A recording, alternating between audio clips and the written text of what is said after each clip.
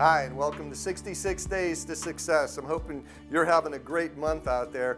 Today we're going to take a little bit of a departure in our show. We usually talk about motivation and people doing really good things and accomplishing their goals, but May is National Mental Health Awareness Month.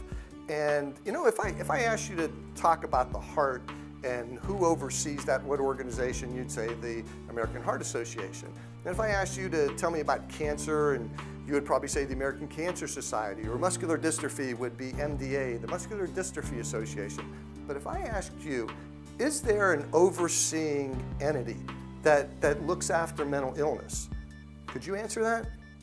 Well, today you're going to be able to, because there is an organization. It's called NAMI, National Alliance of Mental Illness. And because this is the month of May, where we're looking at mental illness as a whole, and we're trying to bring the awareness to the public about it, we have a great interview for you. Miss Hope Haney, she's the one that takes care of NAMI, National Alliance of Mental Illness, here in Mahoning County and Trumbull County. It's one group. And she does a wonderful job, and she is so knowledgeable. And mental illness has been put on the back burner for way too long, and it's time that we stop doing it. There's such a stigma with this. Nobody wants to talk about it. Everybody, there's 1 in 4 people that deal with anxiety, depression, or bipolar disorder, or schizophrenia, any kind of mental illness you want to discuss. One of those touches somebody every single day, but we never ever want to discuss it. We want to push it away. We don't want to talk about it. We don't want to deal with it. We want to ignore it and walk by it. The fellow that's on the street, we just walk by him. There's a reason he's there. And today, Hope Haney is going to help us go through mental illness and teach us a little bit about it, and also help to teach you about what you can do to help in this national catastrophe, not national, this worldwide epidemic of mental illness, which is the most common mental illness in the world, the one we ignore the most. So sit back and enjoy a phenomenal interview with Miss Hope Haney from NAMI. I think you're really going to like this. We'll be back right after this.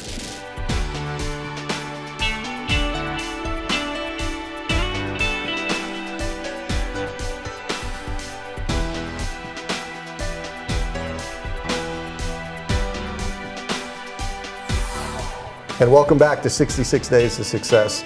And I told you we're going to have a little bit of a departure. This show's not going to be about motivation. It's going to be on a very serious topic that I think needs to be addressed, and it should have been addressed a long time ago. And we're sitting here today with Hope Haney.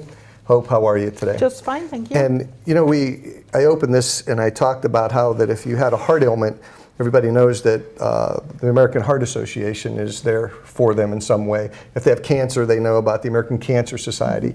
But the most common illness in the world is mental illness. And really, people struggle to know if there's an American Cancer Society for them. And there is. And you're a part of that, and it's NAMI. And I'm going to let you talk a little bit about that right now. Well, NAMI is, it's a organization that is made up of people who deal with mental illness, whether it's them with themselves with a diagnosis that they have, or whether it's with a family member that they're dealing with. Everybody in NAMI who has a part in it, we live with that in our lives, and we feel that we are best able to talk to people who have mental illness and who deal with mental illness in their lives, because we know where they're coming from. NAMI is a national organization. It started in 1979.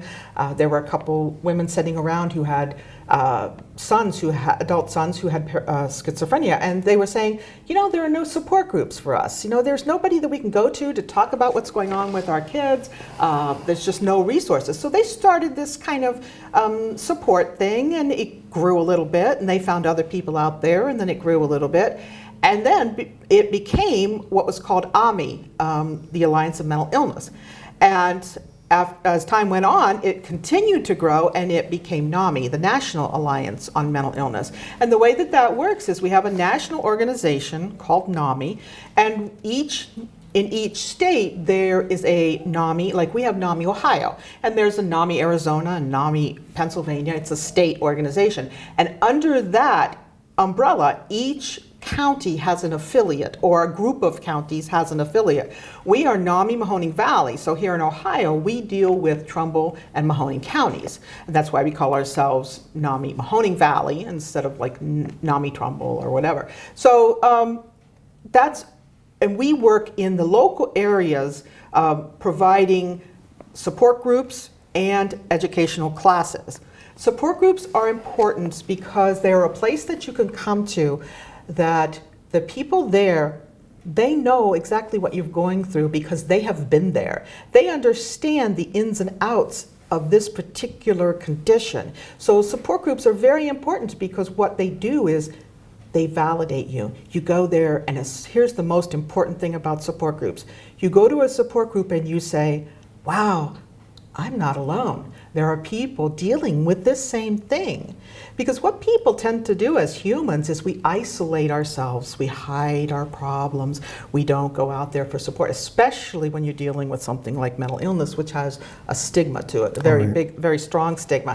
So we provide support groups, places where people can come to hear other people that deal with the same thing and just find support. And we also provide educational classes. We have two main educational classes, which are programs that were developed by NAMI National. And the first one, the one that we're best known for, is called Family to Family. And what that is it's family members who have dealt with someone in their family, maybe on an ongoing basis, who has a mental illness that they are having to deal with on a regular basis. And we have a class format that we go through that we talk about diagnosis, we talk about medications, we talk about family interactions, how family interactions change, how are families who have a member who is mentally ill, how are they affected in the general community? We talk about communication skills, because when you have a person in a family who is either seriously ill or mentally ill, there is a communication changes, and also problem-solving skills. We teach problem-solving skills. You don't grow up in America learning about mental illness. No one says to you, hey, your child, when at 17, he may develop schizophrenia. Nobody talks about that kind of stuff. So people don't learn about that. And we have a saying that we say over and over and over again in NAMI.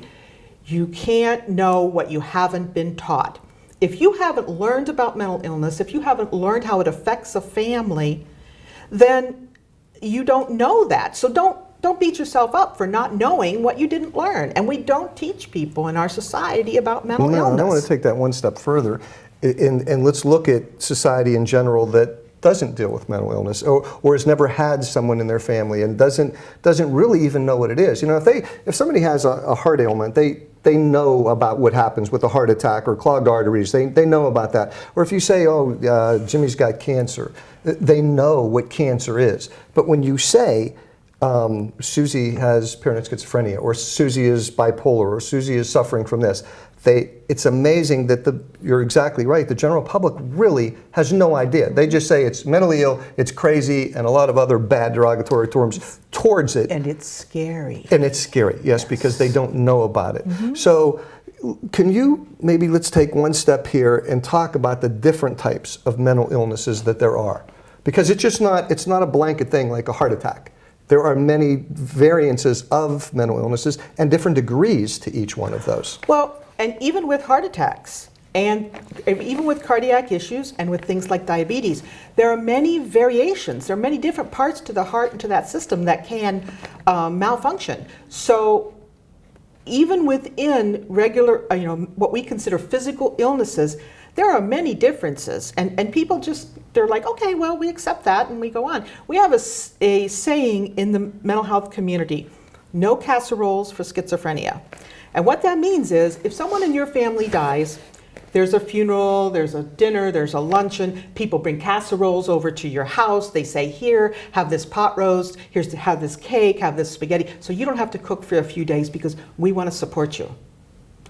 When you say that your child has schizophrenia or has bipolar disorder, you don't get casseroles, you get, oh. Yeah, and the pushback. There's literally a step back. I can't tell you how many times I have seen that.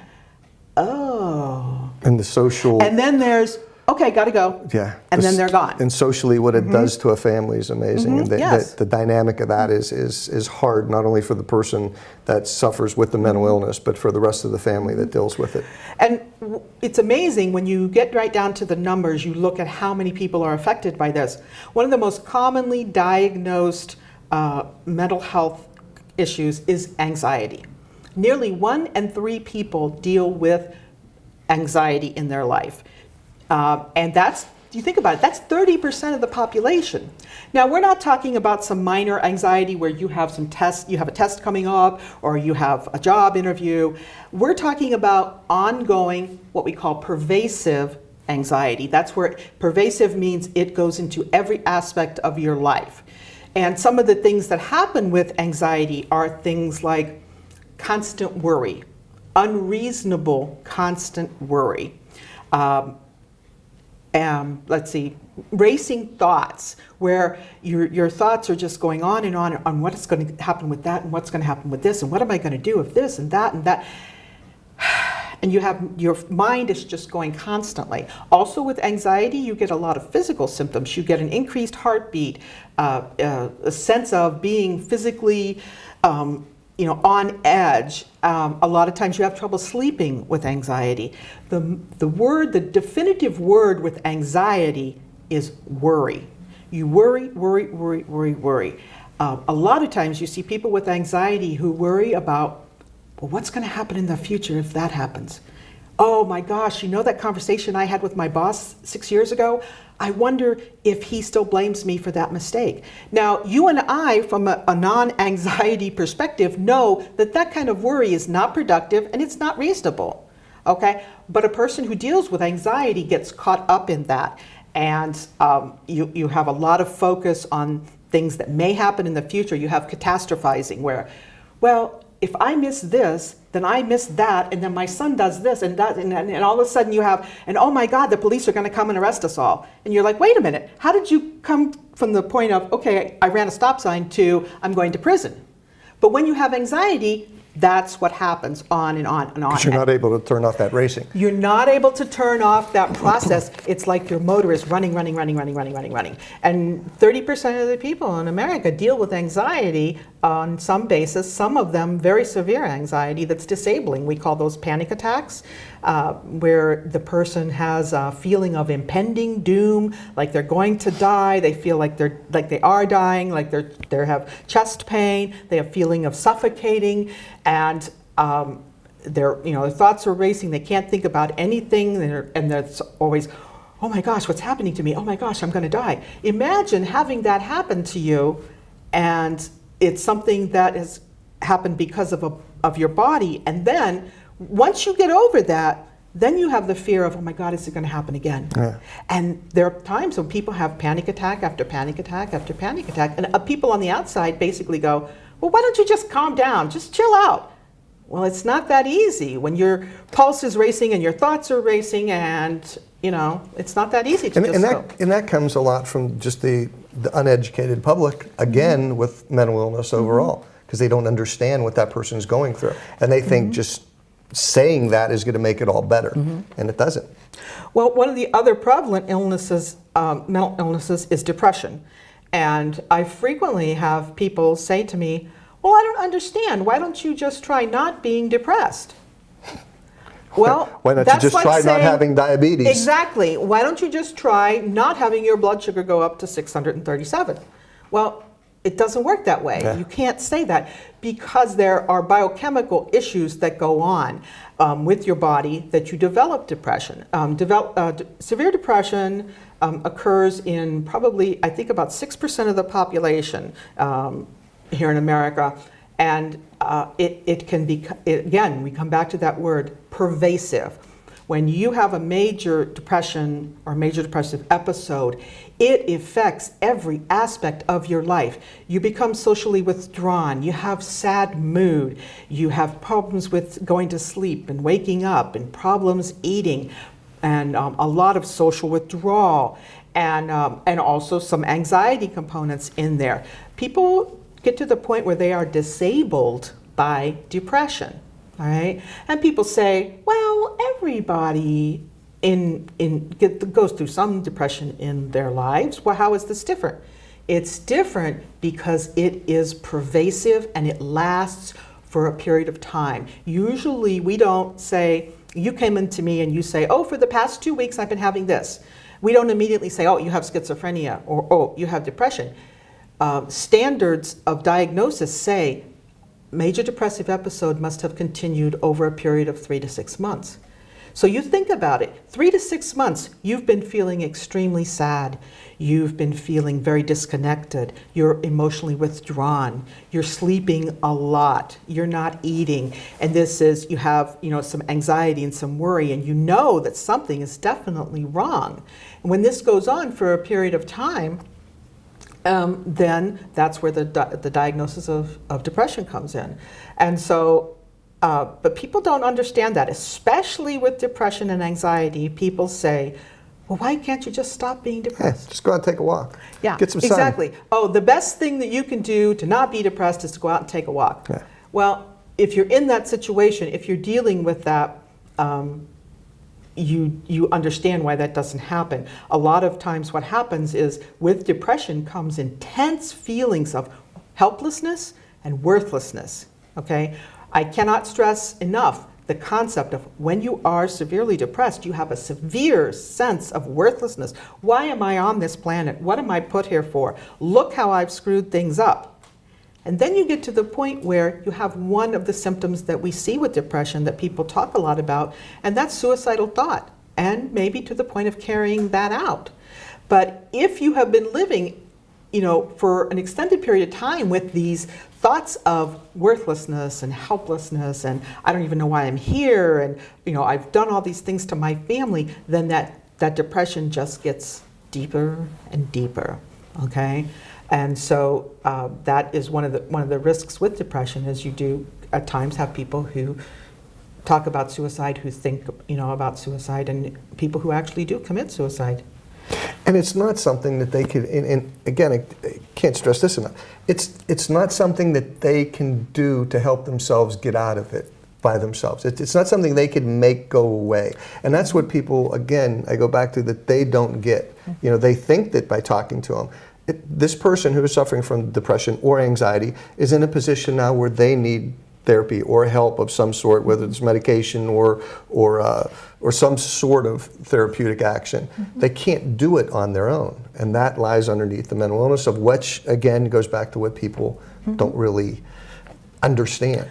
And for example, you would not go to a person who's having an asthma attack and say, okay, well, you just need to stop having an asthma attack. You just need to go outside and relax or whatever, and you'll be fine. It doesn't work that way, okay?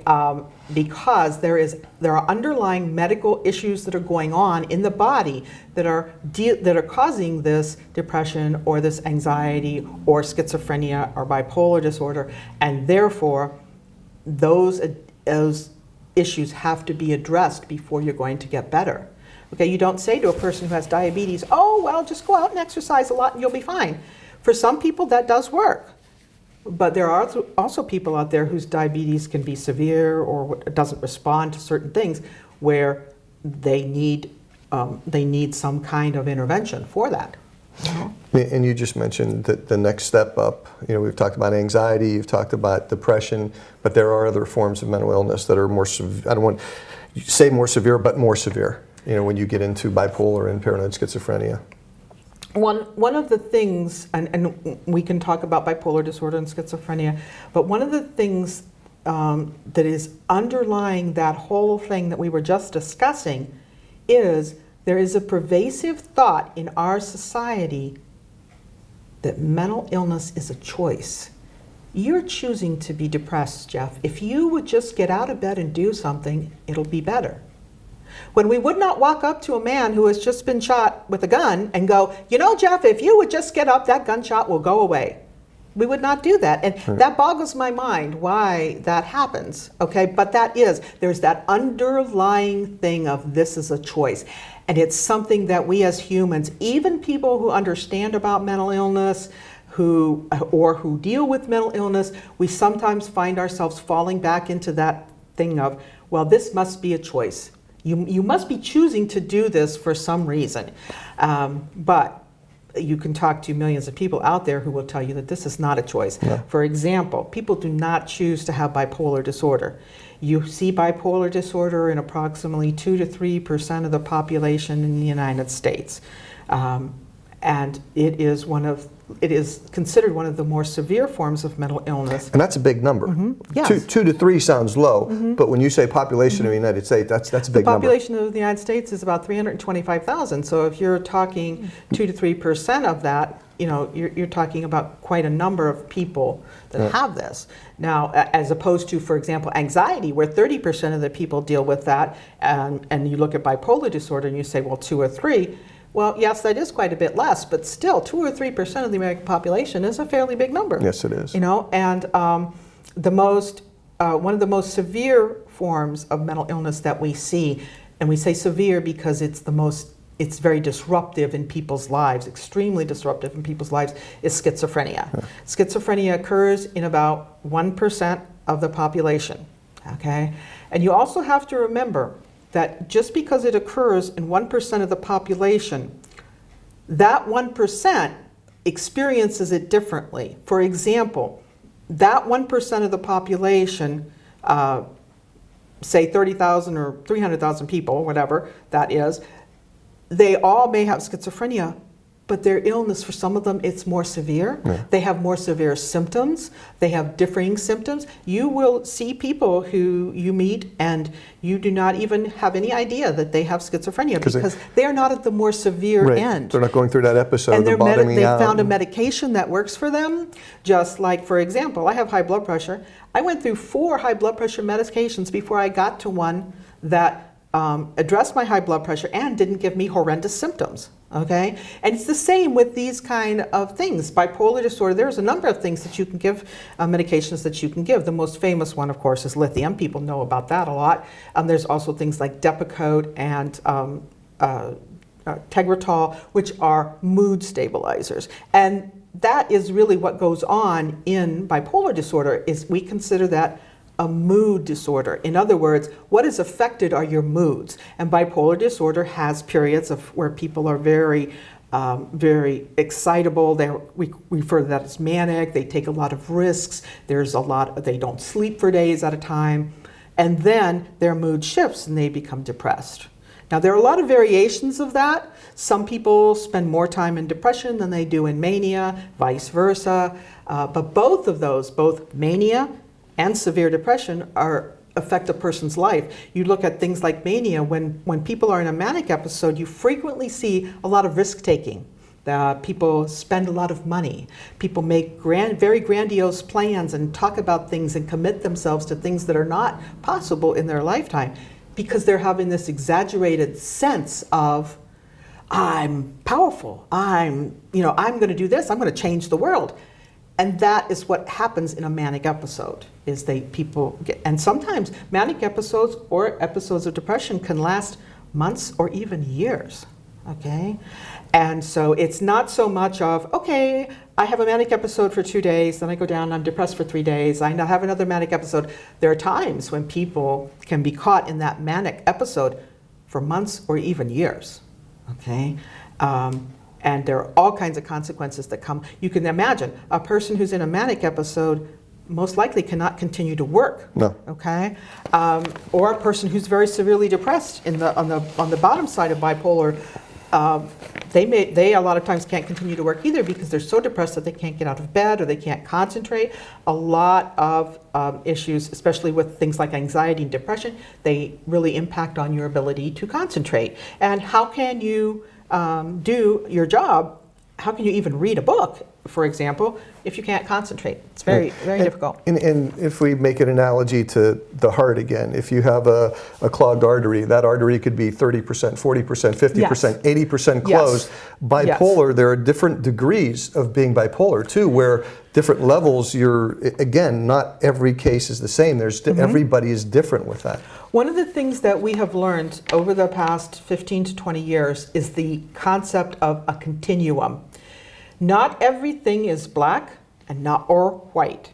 There are all kinds of shades of gray. One of the things that brought that kind of concept to our awareness is what we now refer to as the autism spectrum, where we realize that not everybody autism is not just the severe autism that I learned about when I first went through school. There are all kinds of different levels of that. And when you look at it, schizophrenia, bipolar disorder, anxiety, they all occur on a continuum. You may have an anxiety disorder that you are able to control through, for example, you do relaxation, you do meditation, you take walks, you exercise, and you're able to work on channeling, and you're able to kind of cut out all that anxiety. Do you still have anxiety? Yes, you do. But you have found a way that you can deal with that. Now, you have me on the other end who is having all kinds of different issues, and maybe for me, those things don't work. So I'm at the end of the other end of the continuum where I need a medication, I need maybe a structured setting. So that whole concept of a continuum is very, very important to remember. There's not just depressed. There's different levels of that. There's, for example, schizophrenia. You will see people at one end whose thoughts are so disordered and so disorganized, and they have so many hallucinations and delusions that they literally cannot function. Then you will see other people at the end of the continuum who also have schizophrenia, but it responds very well to a medication and it does not interfere with their life. They're able to go on and manage their symptoms. Okay? I have somebody very near and dear to me that suffers from that, and I've seen it go from both ends of that continuum to where there was nothing that really could help this individual to the point where now there's a medication that if you talk to her, no one would ever assume or think that this person had a mental illness because it's so well under control. Doesn't mean she's still not having those episodes, but she's more like this, she's more leveled out. It's easier for her. She's one of the lucky persons, because when you do research on it, you find out that some people that suffer from paranoid schizophrenia can't even get out of bed. You know, it's something that they never get over. And then the degrees and the voices and the hallucinations and the fact that they just cannot control what their brain is doing. We had an incident locally years ago, and we talked about this before, where an individual, a lady, took the lives of her 2 children. And there was a public outcry on this because this woman killed her 2 children. And because I've dealt with this and knew a little bit about mental illness, I looked at it from a different perspective, that it wasn't this woman that actually killed her children, it was the illness that did that. And when you try to explain that to somebody in the general public, you can't get it through to them that she had no control over what was going on and what her mind was making her think and do. And that's the key, Jeff, is people who have mental illness at times, very severe mental illness, do at times do things that are very terrible, okay? However, what you're dealing with there is untreated mental illness. If this person had been on medication, a medication that worked for her, would that have happened? And you see this very much today in so many of the different shootings that we have. A lot of it comes back to untreated mental illness. It's not that mental illness makes people become violent. It's the fact that their mental illness is untreated, and they're having horrendous symptoms of paranoia, of voices, of delusions, which are things that are ideas that are not true, that force them to these acts. Because you think about it, if you are a person who has paranoid schizophrenia, and you may have seen this in your own experience, when you are experiencing those delusions and those hallucinations, they are very, very real for you, okay? Yes. So why wouldn't you act on them? And if you feel that people are coming to harm you, why wouldn't you do something about that, okay? Or if you had the delusion that you were the person who could deliver all these people from this terrible thing by killing somebody, why wouldn't you? Because it is real for you. It's very real to them. So people act on those delusions because they are real for them. The emotion that goes along with it, the psychic pain, the emotional pain, that is all horribly powerful. But Hope, where I have a problem with this is that we then take that person who is severely mentally ill and at that time was either mistreated, misdiagnosed, untreated, whatever the case may be, but was suffering very, very badly, and it was having a very bad episode of this, and does something bad in our society, whether it was killed somebody or started a fire or burned their house down or whatever, and we treat them as a criminal and put them away forever, when to me, and maybe I'm wrong and tell me if I am, but in reality it wasn't that person. It was whatever the illness was doing to that person at the time that really is the cause of this. But we have to let this person now go to jail for the rest of their life, and let's say that a medication comes out that could help her and made her better, and now she's got the thought of realizing what she did when she was sick and still have to live with that, let alone be in jail for the rest of her life. How is that right? How is that a way to handle this? This is something in our society that we struggle with. Because we have a concept of mental illness as something that is a choice, there are people out there who feel that this is a choice that that person made to do this. And I think that comes from a lack of understanding of mental illness, but that doesn't mean that that thought still isn't out there. And our justice system, I think you and I were talking earlier about our justice system, we inherited that from the Romans, and in our legal system, everything is black and white. You're either guilty or you're not guilty.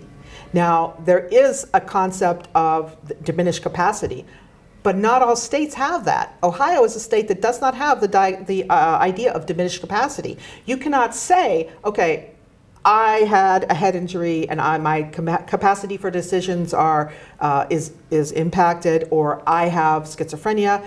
You either have to say, I am sane or I am insane. Okay, that's the way the law looks at it. That's the way the terms that the law uses. So for them, that continuum does not exist. That continuum that we talked about, where there's people at this end and people at this end, and all those shades of gray in between, that does not exist for the law. The American legal system is guilty, not guilty, black, white. And we as a society have not changed that. It has not progressed. We have not looked at other things around the world. We have not looked at different ways of dealing with that, of approaching that. We have not said, well, how do they handle this issue, for example, in Austria? How do they handle this problem in India? How do they handle this problem in Sweden? And we get caught up in our issues here with black or white, and it's really easy for a person to say, okay, well, they did this horrible thing, yes, okay, and it's hard to separate responsibility, because a lot of people think that, well, if you say they were mentally ill and therefore they aren't responsible. No, we're not saying that. We're saying, yes, this person did this act, but they were mentally ill at the time. Right. And so therefore, the responsibility is a little different. Do they not have to deal with the consequences? Do they get a get out of jail free card? No. But we have to look at how we're going to address that, how we're going to go forward, how are we going to change our legal system to reflect severe mental illness.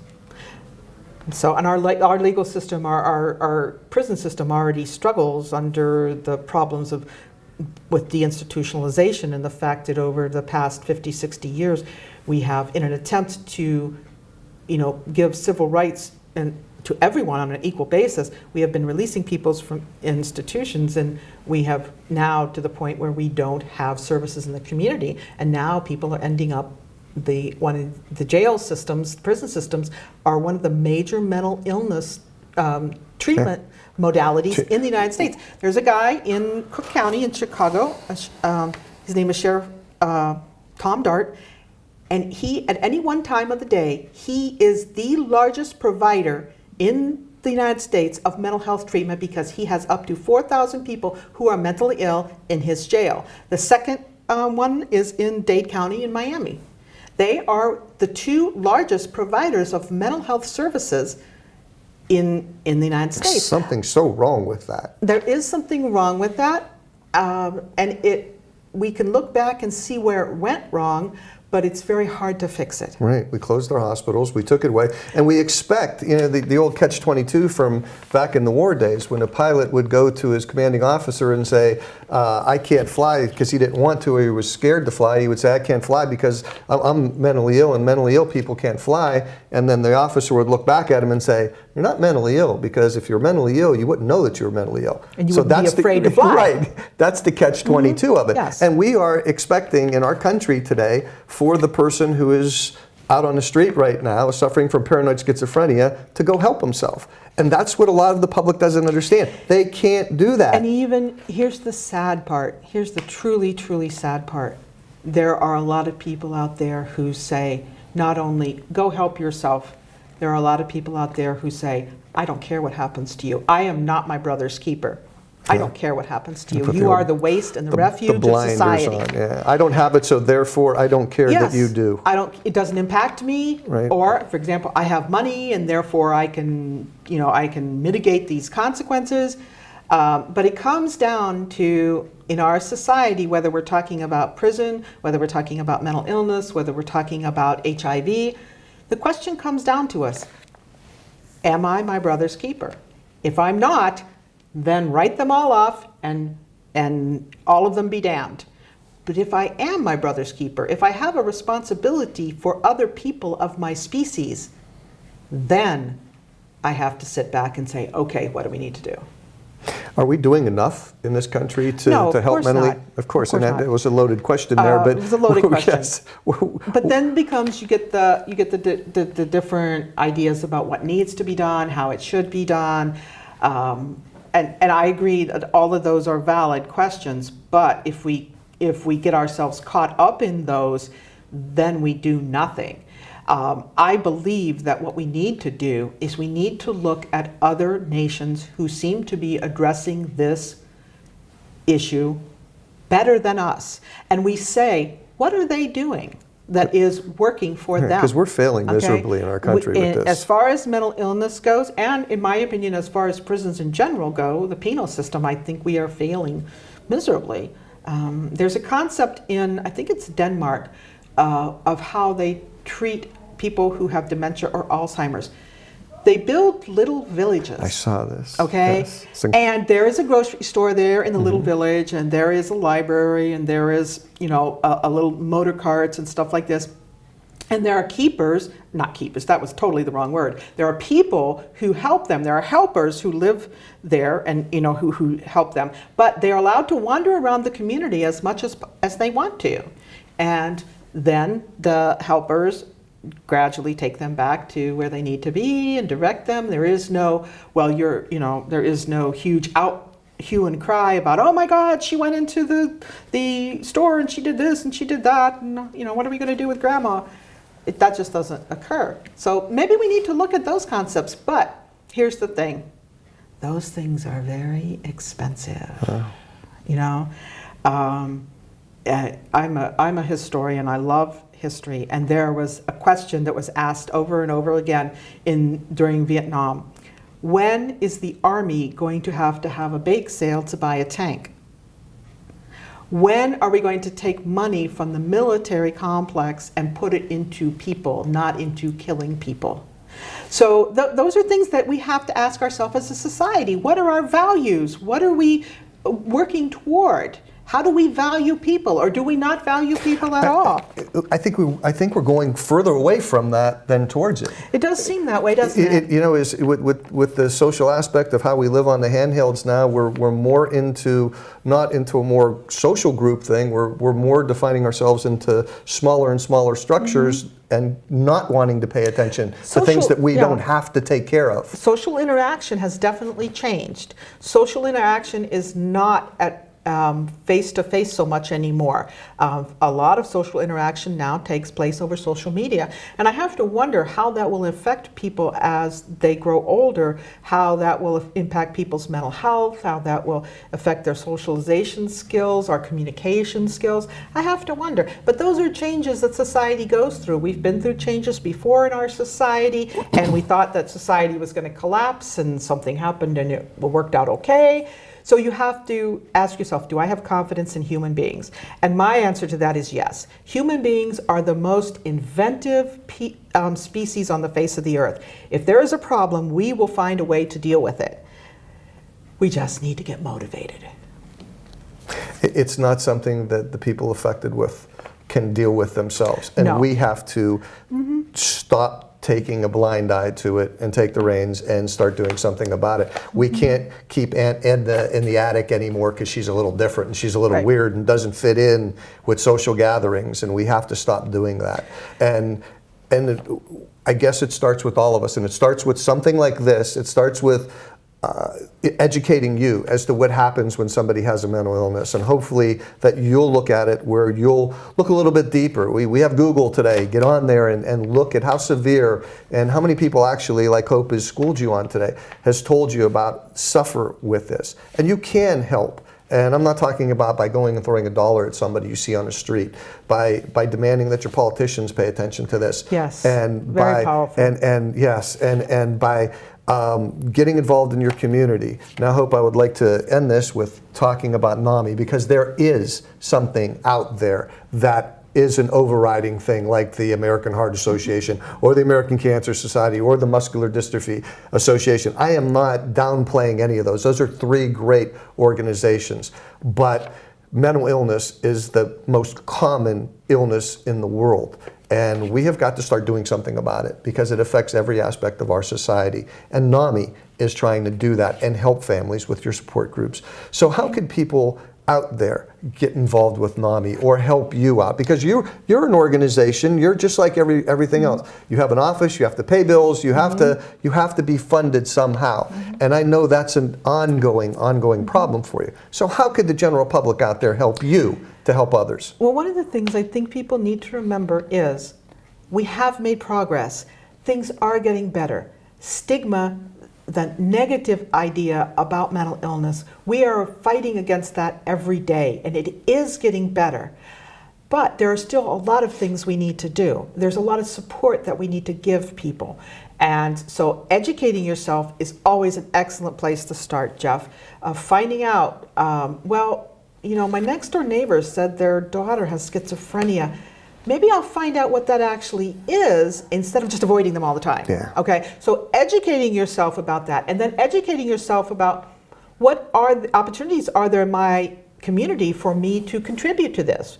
All right, there, for example, we have a walk in September every year that is called Steps Against Stigma, and it is a fundraising event, and the funds that we raise there go to support our support groups, which people can come to for support. It goes to support our education programs. When you come to a NAMI education program that goes 12 weeks and that you come away with a huge binder of resources and information, that's all free to you.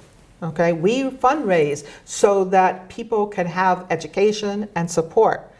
And so that's one of the things that people can do is educate yourself, then find out where there are opportunities in the community to contribute. And a third thing people can do is exactly what you said, hold politicians accountable. Wait a minute here, Mr. Candidate. I have a person in my family who has schizophrenia. How do you feel about that? What do you feel about the fact that there aren't enough resources out there? How do you feel about the fact, Mr. Politician, that people who go to a mental health center nowadays have to wait 6 weeks for a psychiatrist appointment? And what changes are you going to make in policy? How are you going to help us address this?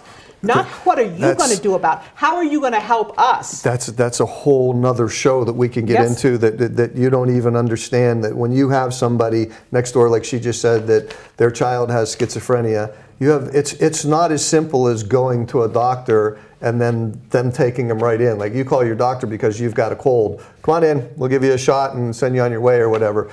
You have no idea what it's like to try to get into the channels of finding a doctor that will accept you if you're lucky enough, or do you have to go a different route? I mean, do you have the right insurance? Right. All those kind of things. And here's the chilling part of this all, Jeff. 1 in 4 people in the United States will deal with major serious mental illness in their lifetime, either in themselves or in a family member. 1 in 4 people will be touched by mental illness. that is 25% of the population. The chances that you will escape are getting slimmer. Yeah. So get involved. You've seen her information down below, and you have a website? Yes, Hope? we do. Okay, and that website has been down below. Greg has put it up there for us. Get involved. Don't turn a blind eye. I can tell you one thing, if I could ask one thing of you. If you know somebody that we use the analogy here of the lady next door that has a son that has schizophrenia, don't. Please do not avoid those people. Try to help as much as you possibly can. Be there to help support them. You have no idea what that family is going through. They probably don't even know if it's at the beginnings. So be a part of that. They need you in their life more than ever, right now, than they ever did before. Walking away from them just makes it worse. people ask me all the time, how can I get involved? What do we need to do? And this is my answer on an overall basis. We need to build a community. We need to reach out. We need to help each other with this issue. So that's my main thing, my main idea is we need to build a community, and NAMI is here to be part of that. So we have somewhere to go, where a lot of people didn't think that something like NAMI existed. Well, it does. And hopefully now you will help out NAMI to exist, to help others in the community. We live in the greatest, that's the sad part here, we live in the greatest country in the world. Yes. And we are allowing this to happen on a daily basis, that it is just such a sin. It is so wrong that we allow this to go on. And not only that, but in our healthcare field, to try to, once the person has been diagnosed or whatever, for them to try to get help, to what they have to go through to try to get help, it's just not right. It's not fair, and it needs to be changed. And we could talk about this all day long, but the bottom line is getting involved, taking a stand, and saying enough's enough. The old Network movie, I'm mad as hell and I'm not going to take it anymore. And that's really what you have to do. She is doing a wonderful job in the Mahoning Valley helping out families. She needs your help. She needs you to get involved in some way, shape, or form, whether it's through a donation or donation of time, coming to the walk, helping out, or helping somebody on your street, or a family member that you know that is suffering from this. Hope, I can't thank you enough. Hopefully we've educated some people, and we need to also, before we go, the most important thing is May is Mental Health Awareness Month. Yes, and that's what this is all about. And it's been going on since 1949. Yes, and we're trying to make our little area here a little bit more aware, raise awareness, and help you. I think that's a big thing too. Is there anything else you'd like to add to the? No, I think we've covered a lot today, Jeff. Thank you. You sure have. You've been a wonderful, wonderful guest, and I thank you. And again, if you have any questions, you could always call Hope. You could email her. You could call her. Be a part of NAMI in one way or another. But please, just enough's enough already. We gotta stop the way we've handled dealing with this and change ways. We've taken the hospitals away. Move forward. That's right. We can't talk about what we did wrong before. Let's start from this point on and make it better for everyone. Thank you so much. Thank you. You take care, and we're going to be right back and end this edition of 66 Days to Success. Thank you, Hope. Thank you.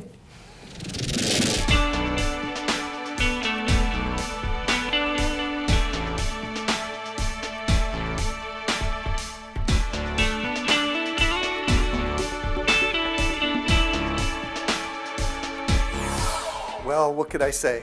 I hope that you learned something from that interview. I certainly did. Mental illness is something that we need to talk about. We need to help out with. There's so many great organizations out there, so many great charities, and they all have big, gigantic entities behind them. Like I said before, the Heart Association, the Cancer Society, there's big organizations. NAMI is just one trying to make and scratch its way out there to bring mental illness, the awareness of mental illness, into the light, so that we can all be a part of helping and being part of the solution. It exists, it's not going away. I hope that you're going to help in any way that you can, whether it's with a family member, a neighbor, or just belonging to NAMI, or sending in a contribution, doing whatever you can. You can't ignore it anymore. That's going to do it for this edition of 66 Days to Success.